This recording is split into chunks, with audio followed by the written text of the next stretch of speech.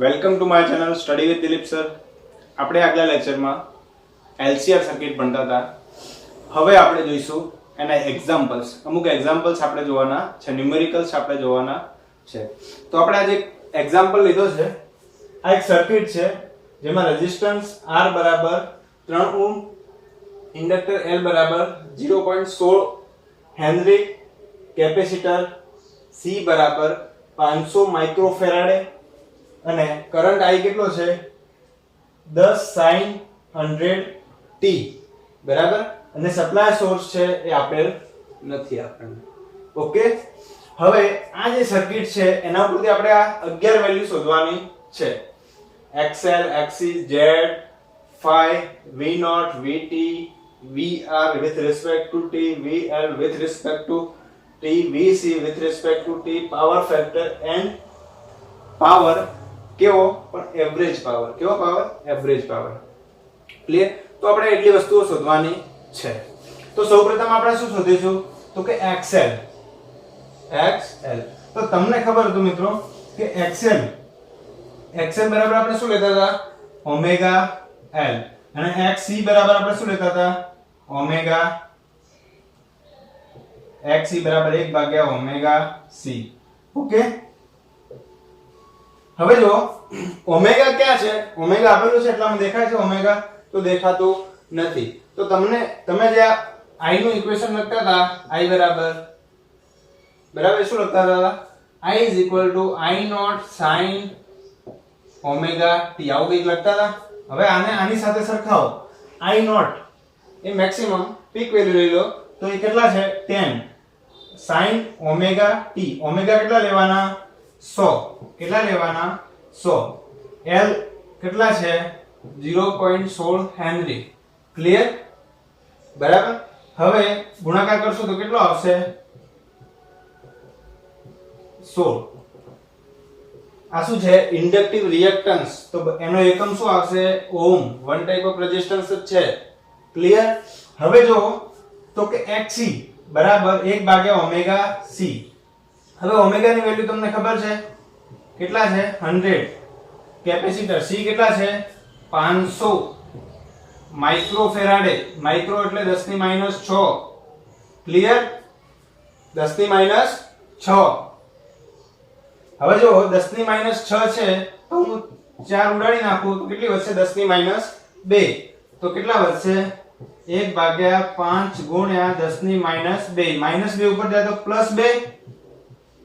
1 ગુણ્યા 10 ની 2 એટલે 100/5 કેટલા વધશે? 20 50 100. 20 એકમ પણ શું આવશે? આનો પણ ઓહ્મ. શું આવશે? ઓહ્મ. તો તમને XL અને XC મળી ગયા.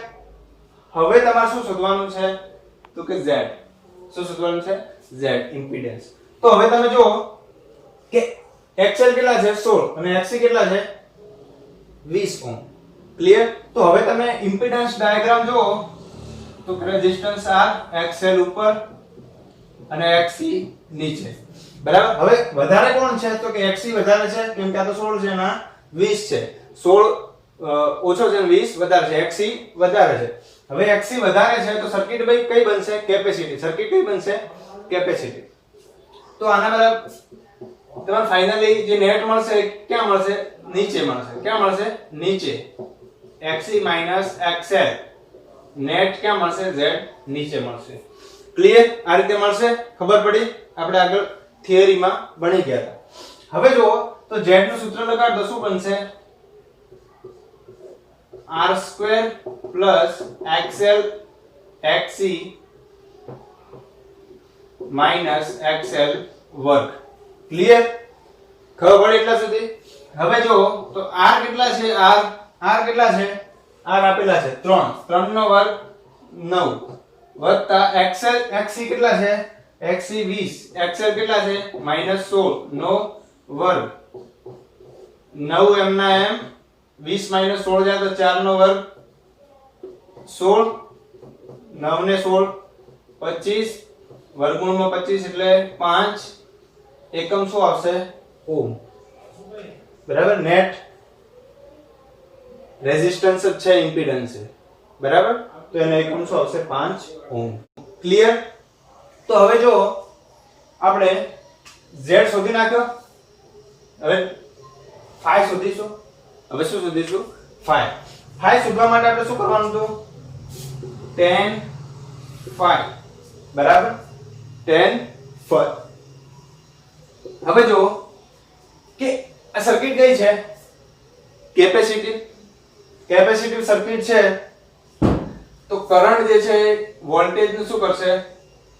લીડ કરશે. શું કરશે? લીડ કરશે કરંટ. વોલ્ટેજ શું કરશે? લેગ કરશે. તો આ શું છે? કેટલા ડિગ્રી? બાય 5 ડિગ્રી, બરાબર? હવે મારે tan phi શોધવો છે. તો આ જે છે એને હું અહીંયા લઈ લઉં તો xc xl. ક્લિયર? હવે tan phi નું સૂત્ર શું થાય? સામેની બાજુ ભાગ્યા પાસેની બાજુ. xc xl ભાગ્યા પાસેની બાજુ r. પાસેની બાજુ r. ક્લિયર? બરાબર? હવે xc કેટલા છે? 20 xl 16 ભાગ્યા 3. ફાઇનલી કેટલા આયા? 4 ભાગ્યા 3. tan પેલી સાઈડ જાય તો phi બરાબર tan ઇન્વર્સ 4 ભાગ્યા 3. મેશ લગાડ દો તો કેટલો આવશે? phi 53 ડિગ્રી આવશે. મેશ વાપરજો. tan inverse 4/3. Clear? tan inverse 4/3 53 degree આવશે. ઓકે? તો તમને phi મળી ગયો. હવે v નોટ આપણે કઈ રીતે શોધશું? v નોટ તો I નોટ z. z એટલે વન ટાઈપ ઓફ રેઝિસ્ટન્સ છે, પણ નેટ રેઝિસ્ટન્સ છે. તો v નોટ આપણે કઈ રીતે શોધશું? v naught I not z. તમે આને પહેલો નંબર આપ્યો, બીજો નંબર આપ્યો, ત્રીજો, ચોથો, બરાબર? હવે આપણે v નોટ ને 5 માં દઈશું. v naught I not z. I naught ની વેલ્યુ તમને ક્યાં આપેલી છે? નથી આપેલી. તો આની સાથે સરખાવો તો I નોટ કેટલા મળશે આપણને? 10. કેટલા મળશે? 10. ઓકે? તો I નોટ કેટલા લઈએ આપણે? 10. ઇમ્પિડન્સ Z કેટલા લઈશું આપણે? Z 5. કેટલા મળશે? 50. કેટલા મળશે? 50 v નોટ. એકમ શું લઈશું? વોટ. બરાબર? v નોટ આપણે અહીંયા પીક વેલ્યુ તરીકે લીધા છે. v નોટ એટલે આપણે પીક વેલ્યુ તરીકે લીધા છે. હવે જો આ આપણને 50 મળી ગયા, આ આપણને 50 મળી ગયા. હવે નેક્સ્ટ આપણે શું શોધવાનું છે? vt. શું શોધવાનું છે? vt. શું શોધવાનું છે? vt. તો છઠ્ઠું આપણે લઈએ vt. vt એટલે v v naught sin zoom. એ જ આપણે શોધવાનું છે. હવે જો તો કે અહીંયા સર્કિટ કઈ બને છે? કેપેસિટી. કઈ સર્કિટ બને છે? કેપેસિટી સર્કિટ બને છે. મતલબ કરંટ જે છે એ લીડ કરશે. તો વોલ્ટેજ શું કરશે? લેગ કરશે. હવે આપણે અહીંયા આ જે વોલ્ટેજ છે લેગ કરે છે. કોને? કરંટને. વોલ્ટેજ છે લેગ કરે છે. વોલ્ટેજ લેગ કરશે કેટલા ડિગ્રી? 5 ડિગ્રી, બરાબર? તો 5 માઈનસ કરવું પડશે આપણે, કેમ કે વોલ્ટેજ તો લેગ કરશે, કરંટ લીડ કરે છે, બરાબર? આ જે કરંટ છે એ તો લીડ કરે છે, વોલ્ટેજ શું કરે છે? લેગ કરે છે. તો કેટલો આવશે? v naught sin 100t minus 5. v naught તમને ખબર છે કેટલા છે? 50 sin 100t minus 5, બરાબર? આ તમને v with respect to time મળી ગયો, જે આપણે અહીંયા લખી શકીએ v with respect to time 50 zoom કેટલા આવશે? 100t minus 5. ઓકે? એટલા સુધી ખબર પડી?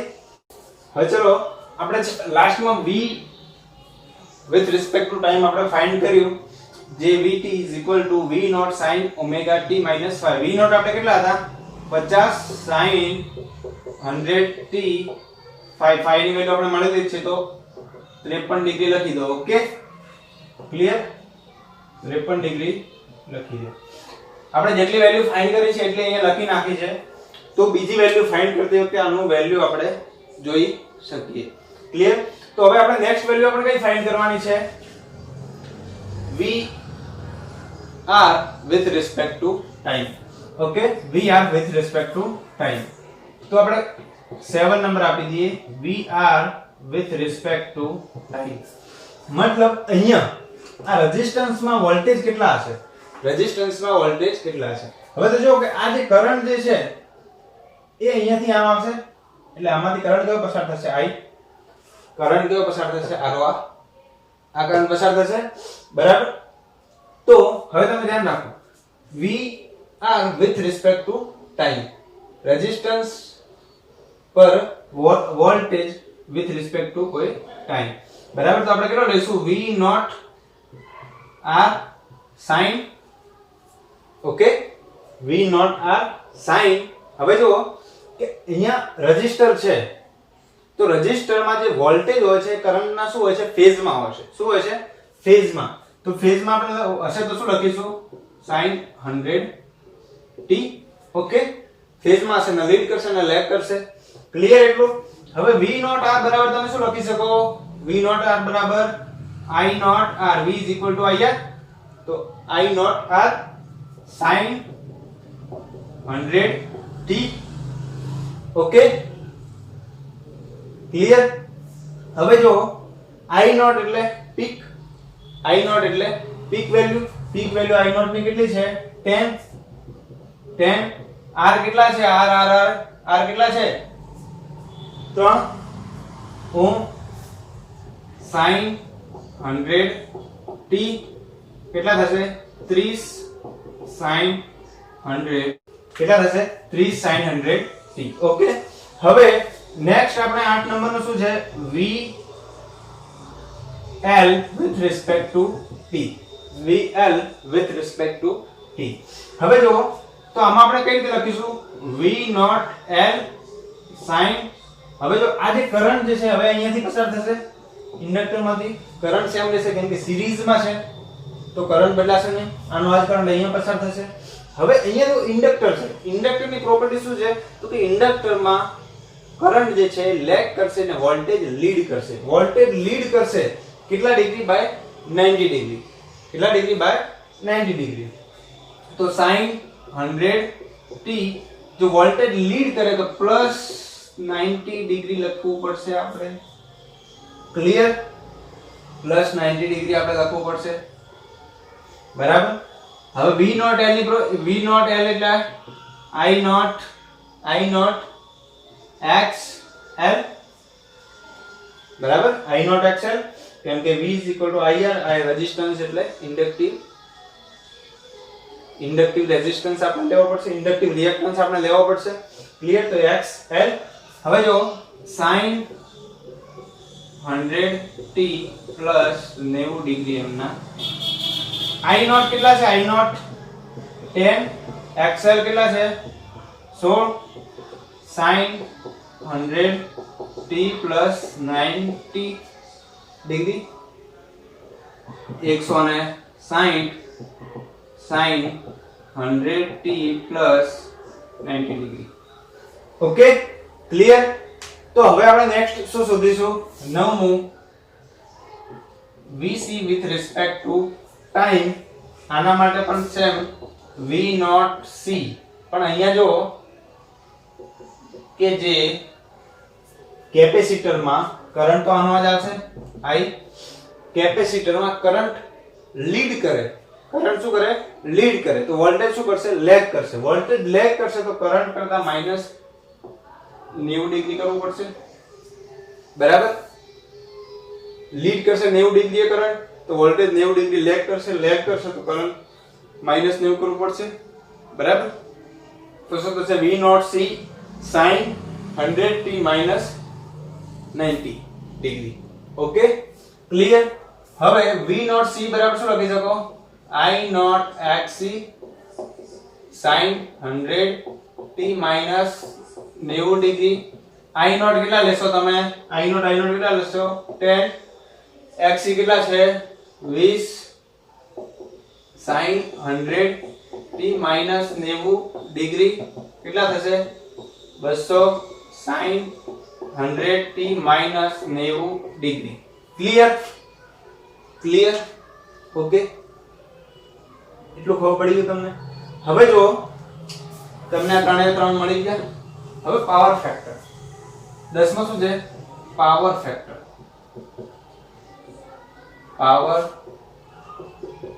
ફેક્ટર pf બરાબર. પાવર ફેક્ટર કૌંસમાં લખજો pf. પાવર ફેક્ટર એટલે cos phi. પાવર ફેક્ટર એટલે cos phi બરાબર. હવે તમને ખબર છે phi કેટલો મળ્યો છે 53 ડિગ્રી. પણ એના પહેલા કેટલો મળ્યો 4 ભાગ્યા 3 tan ઇન્વર્સ પછી આપણે 53 ડિગ્રી લાવ્યું બરાબર. ક્લિયર બરાબર. આપણને tan phi કેટલો મળ્યો tan phi 4 ભાગ્યા 3 બરાબર. તો હું એક ત્રિકોણ બનાવી દઉં કે જેમાં આ 5 ડિગ્રી છે, તો સામેની બાજુ એટલે 4 ભાગ્યા 3 એટલે આ કઈ મળશે કર્ણ 5 મળી જશે બરાબર. તો ત્રિકોણની આપણે 3 બાજુ મળી ગઈ. ત્રિકોણની 3 બાજુ મળી ગઈ. હવે tan phi નીકાળ દો બરાબર. હવે એ cos phi ના દ્રષ્ટિથી વિચાર તો cos નું સૂત્ર શું છે પાસેની બાજુ ભાગ્યા કર્ણ. પાસેની બાજુ ભાગ્યા કર્ણ. તો પાસેની બાજુ કેટલી છે 3 ભાગ્યા 5. Clear. This one is your power factor બરાબર. ખબર પડી પાવર ફેક્ટર મળી ગયો. હવે એવરેજ પાવર આપણે ફાઇન્ડ કરવાનો. શું કરવાનું છે એવરેજ પાવર એવરેજ બરાબર. p એવરેજ ફાઇન્ડ કરવાનો છે તમારે. તો v r p vi પણ અહીં તમારે શું લેવાનું rms i rms cos phi. Clear. આ તમારે એવરેજ પાવર મળશે. એવરેજ પાવર ની ઇક્વેશન. હવે તમે તો કહો છો સાહેબ અમે તો બધી પીક વેલ્યુમાં ગણતરી કરી છે બરાબર. તો અમારા પાસે જે વોલ્ટેજ આવે છે એ પણ પીક હશે, કરંટ આવે છે એ પણ પીક હશે બરાબર. જેમ કે આપણા પીક વોલ્ટેજ કેટલા છે 50 અને પીક કરંટ કેટલો છે 10. i નોટ એ આપણે પીક તરીકે લીધો હતો બરાબર, અને v નોટ આપણે પીક વોલ્ટેજ તરીકે લીધો હતો. તો આપણા જોડે પીક વેલ્યુ છે. તો પીક નું RMS કરતા મેં તમને જે કીધું હતું કે ફેઝર, કન્સેપ્ટ ઓફ ફેઝર જે લેક્ચર છે મેં તમને આગળ સ્ટડી કરવાનું કીધું હતું. તો એમ એક જો તમે જોયું હશે તમને ખબર પડી ગઈ છે કે આપણે RMS કઈ રીતે લખી શકાય પીકમાંથી. તો પીક વેલ્યુ કેટલી છે વોલ્ટેજની 50 ભાગ્યા √2 કરી દો તો એ RMS થઈ જશે. શું થઈ જશે RMS. 50 ભાગ્યા √2 કર્યા એટલે RMS. ક્લિયર. એ જ રીતે હું કરંટમાં 10 ભાગ્યા √2 કરીશ એટલે પીક માંથી RMS. ક્લિયર. cos phi કેટલા છે 3 ભાગ્યા 5 બરાબર. ક્લિયર. હવે જો 5 હું ભાગ કરાવું તો કેટલા હશે 5 દાન 50. ક્લિયર. ખબર પડી. 100 કેટલા 10 ગુણ્યા 10 કેટલા થશે 100 ગુણ્યા 3 એમના એમ √2 2 50 કેટલા હશે 50 તરી 150. પાવર કેટલો મળશે 150 watt. Average power p average 150 watt તમને મળશે. ક્લિયર મિત્રો. તો છાપી નાખો. હવે મળીશું નેક્સ્ટ લેક્ચરમાં.